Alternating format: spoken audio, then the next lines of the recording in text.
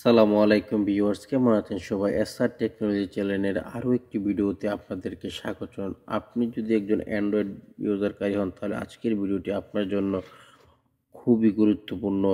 আমি আজকে আপনাদেরকে অ্যান্ড্রয়েড ফোনে এমন 5টি টিপস নিয়ে কথা বলবো যে সেটিংসগুলো আপনি সেট না করলে আপনার অনেক ক্ষতি হয়ে যাবে। ধরুন আমি আপনাদেরকে প্রথম যে সেটিংস নিয়ে কথা বলবো সেটি হচ্ছে ব্যাকগ্রাউন্ড ডাটা।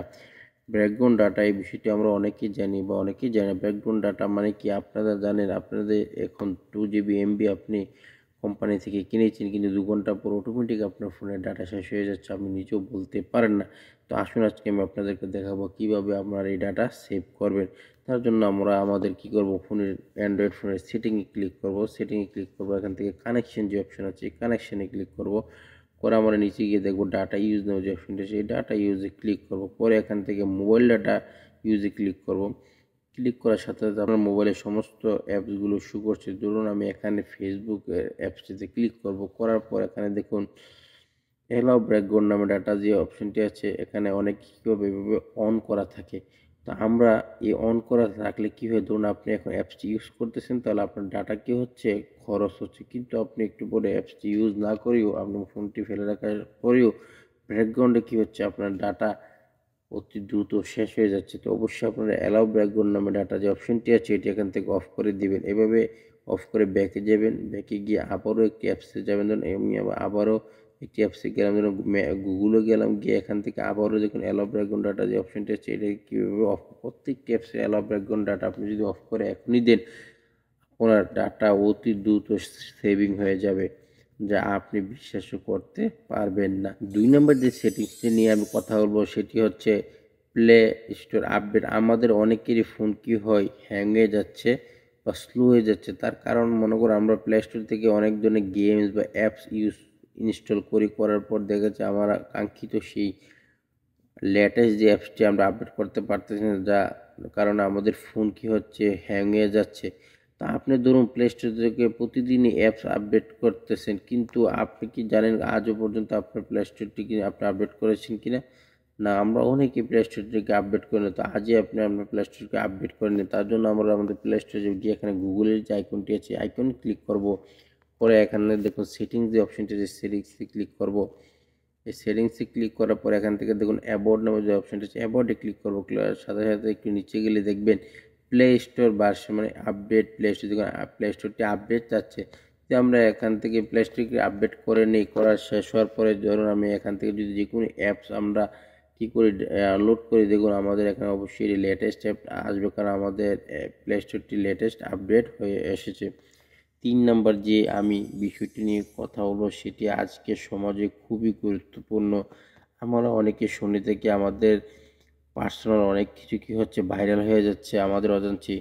ধরুন আপনার ফোনটি আজকে হারিয়ে গেছে, কিন্তু আপনার ফোনটি হারিয়ে যাওয়ার পর আপনার সমস্ত পার্সোনাল আইডি কী করছে ওই চোর ব্যবহার করছে। কীভাবে করতেছে? আপনার ভুলের কারণে।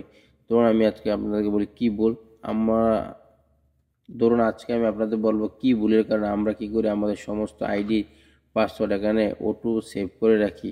তার কারণে ফোনটি চুরি হওয়ার পরে কি হয়, যে কোনো ব্যক্তি আমাদের ফোনের সব কিছু ইউজ করতে পারে। তার জন্য আমরা এখান থেকে সেভ পাসওয়ার্ড যে অপশনটি সেটিকে অফ করি। তার জন্য আমরা যে কোনো একটি ব্রাউজার, আমি ক্রোম ব্রাউজার সিলেক্ট করলাম। ক্রোম ব্রাউজার সিলেক্ট করার পর এখানে দেখুন থ্রি নামে আইকনের যে অপশনটি আছে আইকনে ক্লিক করব। পরে এখান থেকে সেটিং যে অপশনটি আছে সেটিংয়ে ক্লিক করব। করার পর দেখুন এখানে পাসওয়ার্ড ম্যানেজার নামে যে অপশন আছে পাসওয়ার্ড ম্যানেজারে ক্লিক করব। করার পর এখানে দেখুন দুটি অপশন, একটি হচ্ছে সেভ পাসওয়ার্ড আর হচ্ছে অটো সাইন ইন পাসওয়ার্ড। এগুলো যদি আপনারা এখান থেকে এভাবে অন করে দেন তাহলে আপনাদের ফোনের সমস্ত পাসওয়ার্ড যতক্ষণই যেখানে গিয়ে লগ ইন করেন সবগুলো সেভ হয়ে থাকবে। তাতে আপনার ফোনটি চুরি হয়ে গেলেও যে কোনো লোক আপনার এই ফোনটির সমস্ত আইডি ব্যবহার করতে হবে। তার জন্য আমরা কী করবো, সবসময় এখান থেকে অটো সাইন ইন এবং অটো সেই পাসওয়ার্ডটি অফ করে দেব। দিলে কোনো ব্যক্তি আমাদের ফোনটি পেলো, আমাদের কোনো আইডিতে ঢুকতে গেলে অবশ্যই পাসওয়ার্ডের প্রয়োজন হবে। লাস্ট যে অপশনটি নিয়ে আমি আপনাদের সাথে কথা বলবো সেটি হচ্ছে প্লে প্রোটেক্ট। আমরা অনেকেই প্লে স্টোর থেকে বিভিন্ন ধরনের অ্যাপস আপডেট করে থাকি, করার ফলে আমরা অজান্তেই এমন কিছু অনাকাঙ্ক্ষিত অ্যাপস আমাদের ফোনে আসে যা আমাদের ফোনের অনেক কিছু অ্যাক্সেস করে নেয় বা আমাদের ফোনের জন্য খুবই গুরুত্বপূর্ণ। তো এইগুলো কীভাবে আমরা খুঁজে বের করবো, তার জন্য আমরা আমাদের ফোনে প্লে স্টোরে যাব। গিয়ে এখান থেকে যে গুগলের যে আইকনটি আছে সেখানে ক্লিক করব। এখান থেকে আপনি দেখুন প্লে প্রোটেক্ট যে অপশানটি আছে এখানে প্লে প্রোটেক্ট ক্লিক করবেন। করার পর দেখুন আপনার একটা স্ক্রিন নামে অপশান আসবে। যদি আপনি এখন দেখুন এই স্ক্রিনে ক্লিক করেন, করার সাথে সাথে আপনার ফোনের সমস্ত অ্যাপসগুলো স্ক্রিন হচ্ছে।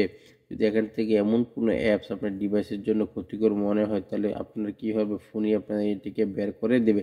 যেমন আমার ফোনে এমন কোনো অ্যাপস নেই, তার জন্য আমার এখানে লেখা এসেছে নো হার্মফুল অ্যাপস ফাউন্ড। তো অবশ্যই আপনারা কিছুদিন পর পর এই ফোনের সমস্ত অ্যাপসগুলোকে এভাবে স্ক্রিন করবেন, ফলে কী হবে আমাদের ফোন সুরক্ষিত থাকবে। তো যদি আমার ভিডিওটি ভালো লাগে থাকে অবশ্যই আমার চ্যানেলটিকে সাবস্ক্রাইব করবেন, পাশে থাকা বেল আইকনটিকে ক্লিক করবেন।